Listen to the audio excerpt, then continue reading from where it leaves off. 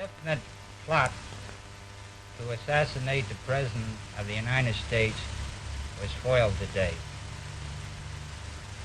Floyd, you were on the spot.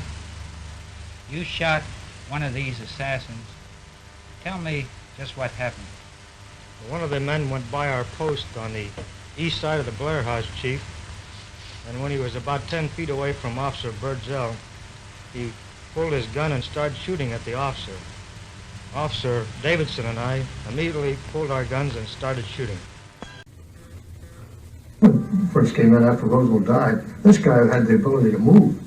Man, you had a hard time keeping up with him. He was on the feet. You know, he could walk, and I mean fast. Surprising as it may seem, that's, I think, where the training come in. It just clicks, and I had my gun in my hand before I even knew it. Did you have any occasion to speak to Mr. Manchester? Oh, okay. See, I wasn't involved in that at all. I had been on a trip before. The trip where the last vacation he had. Oh, okay, the one in Florida. That's right. Oh, okay, yeah. There's something relating in his book about that, too.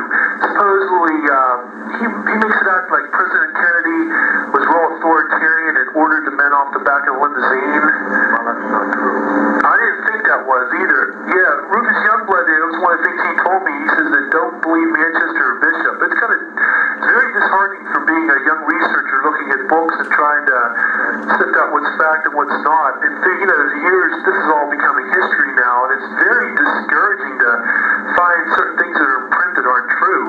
Right. And you gentlemen were there, and you would know best. And when you were saying that, I believe you 10 times more than I would, William Manchester.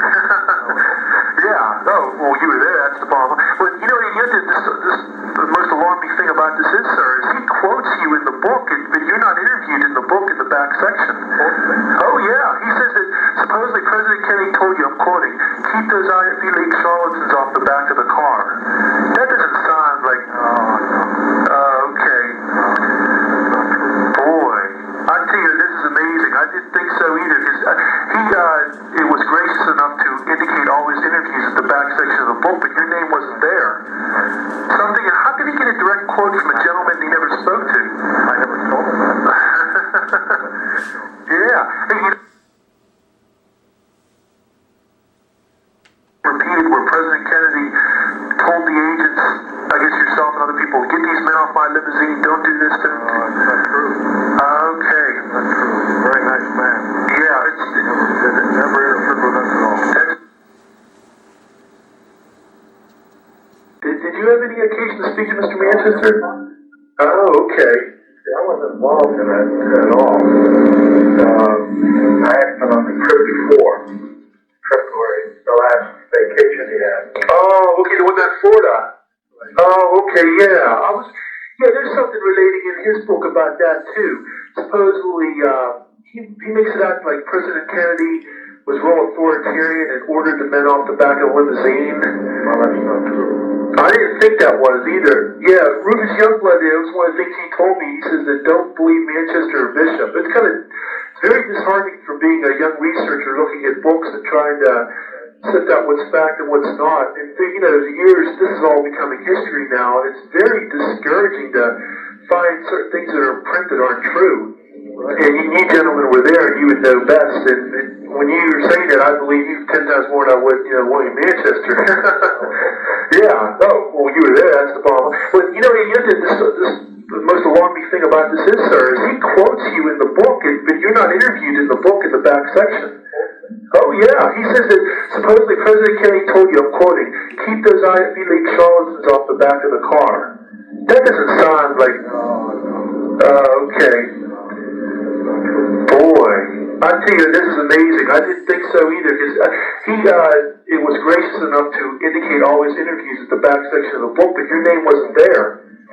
Something, how could he get a direct quote from a gentleman he never spoke to? I never told him that. Yeah. Hey,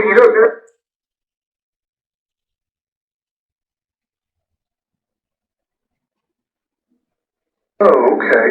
Oh, I don't want to blame you. I'm sorry. All right. Yeah. Okay. Yeah, it's because, boy, you really go a long way back, sir. You were involved with the attempted Blair House, the Truman, Well, did they ever, I know I've thrown a lot of things at you at one time, sir, did they ever determine, was it you or Donald Birdswell, like whoever bore it actually hit one of the men? Because it says that, well, one book I read... They never did prove it, although the guy said that the guy in the gray suit had hit him. That was Closet. Oh, okay. That was the only one that had a gray. I'll tell you what, I think that, I'm not trying to swallow your head up, but I think that's one of the most amazing acts of courage what you guys did that day, because that's never in Secret Service history is something like that happened to that grand scale. Yeah, because, Dallas was just, it happened so quick, and that was not, they never returned any gunfire, but, that was a true test of, because even in the Reagan assassination test, no Secret Service men fired a gun. So actually, this was the first time, the only time maybe, ever in Secret Service history where that's happened. Yeah. But you know what? One thing I discovered, speaking of documents that came out, I was aware of this before, but Stuart Stott was also in Dallas. He was at the trademark. Oh, I see. I don't think so. Yeah. Oh, yeah. It says, according to this document, it says David Grant, Stuart Stott, man by the name of Richard Johnson. Right. Boy, what's his other name? I can't make Andy Berger. Right. Okay.